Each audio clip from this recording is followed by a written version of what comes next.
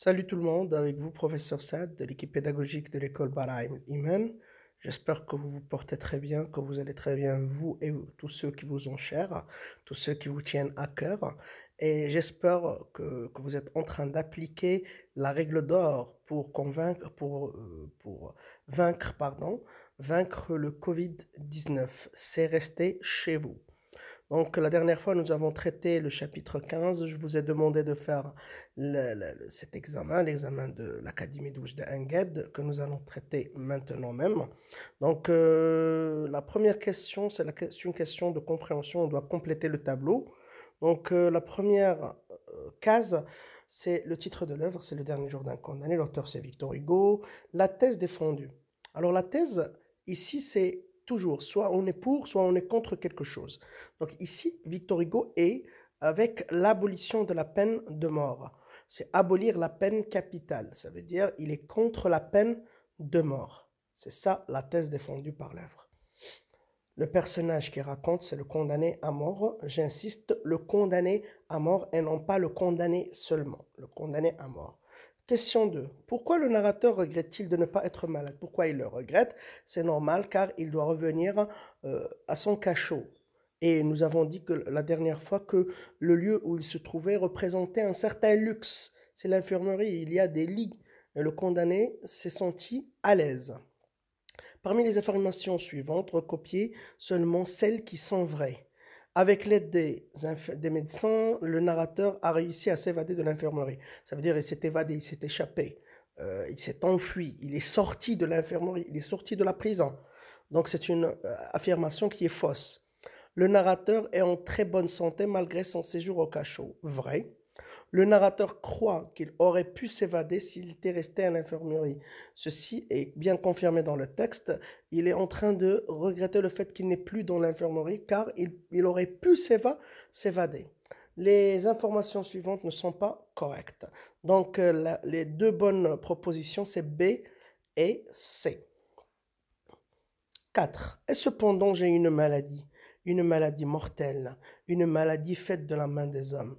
C'est l'homme qui a fait la peine de mort. Et c'est ça la maladie dont souffre le condamné. C'est la condamnation à mort, sa sentence de mort, le jugement qu'il a eu. Le pourvoi. Le pourvoi, nous avons dit, c'est un deuxième jugement. Donc, lorsque vous avez votre premier jugement dans la cour d'instance, vous allez entrer en prison et une fois que vous êtes dans la prison, vous allez écrire un pourvoi en cassation et demander un deuxième jugement. Alors, le pourvoi est une corde. Automatiquement, c'est clair, c'est une métaphore. On compare le pourvoi avec une corde. C'est une métaphore. Bien sûr, ça représente une comparaison sans outil comparatif. Et on cherche les faits. Le pourvoi, c'est une corde. Ça veut dire que c'est le seul espoir que nous avons pour échapper à la mort. Mais c'est un espoir qui peut se briser à n'importe quel moment. Pourquoi? Parce qu'on l'entend craquer à chaque instant. Question suivante. Relevez dans le texte 4 énoncés. Lorsque j'entends énoncer ces phrases, exprimons le désespoir du narrateur à échapper à la mort. Plus de chance maintenant. Mon pourvoi sera rejeté. Voilà. Il a perdu espoir. Il n'aura pas un pourvoi. Son pourvoi va être rejeté. Je n'y compte pas, à moins que, non folie, plus d'espérance.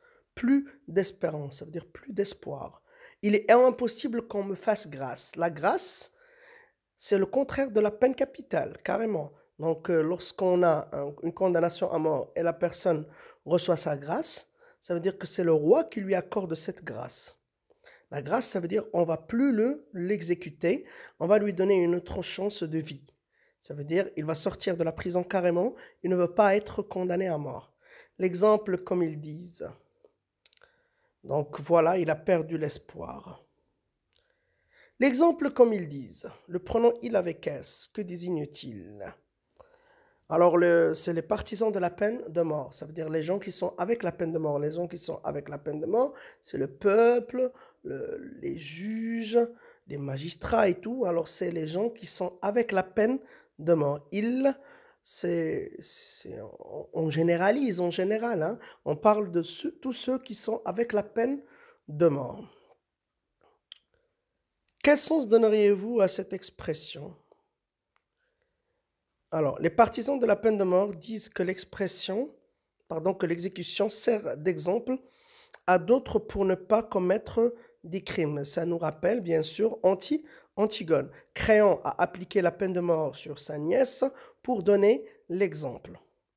8 et 9 sont des questions de point de vue, ça veut dire vous devez seulement convaincre celui qui corrige. Selon vous, dans quel état d'esprit se trouve le narrateur? Le narrateur se trouve dans un état de désespoir total. C'est clair d'après l'analyse du texte qu'il était désespéré. Si vous revenez sur l'analyse que nous avons effectuée, vous allez trouver qu'il était en désespoir. Et ceci est très très clair dans les derniers paragraphes. D'une part, le narrateur a perdu tout espoir de s'évader et d'autre part, il est certain que son pourvoi sera refusé. Ça veut dire un double désespoir.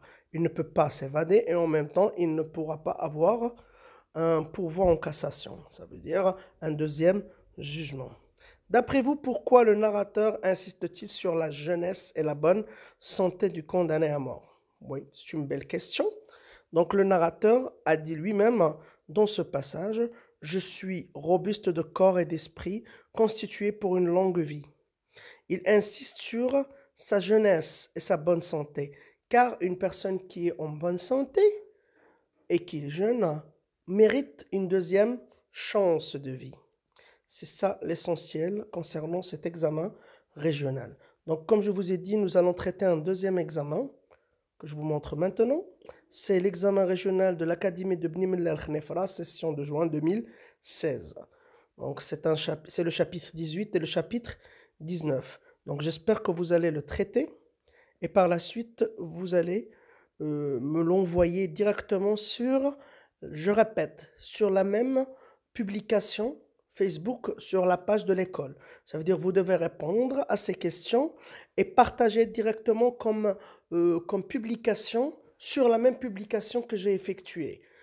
D'accord? يعني مني غادي ندير انا لا بوبليكاسيون هذه اللي غنبارطاجي دابا في لاباج ديال ليكول، تماك غادي تجيبوا الاجوبه ديالكم وغادي تحطوهم، يعني ما غاديش تصيفطوهم اون بريفي في لاباج ديال ليكول او لا غتصيفطوهم في لو جروب واتساب اللي دايره لكم الاداره، لا غادي تجاوبوا مباشره في لا بوبليكاسيون اللي غنبارطاجي دابا ديريكتومون. غادي تعطيو الاجوبه ديالكم تماك في دي ميساج، يعني في وسط لا بوبليكاسيون، بحال كتشوف لا بوبليكاسيون كدير ان كومونتير، داك لو كومونتير ديالكم يكون فيه اون فوتو فيها الاجوبه. J'espère que vous allez très bien encore une fois et je vous souhaite une agréable fin de journée et bonne soirée tout le monde.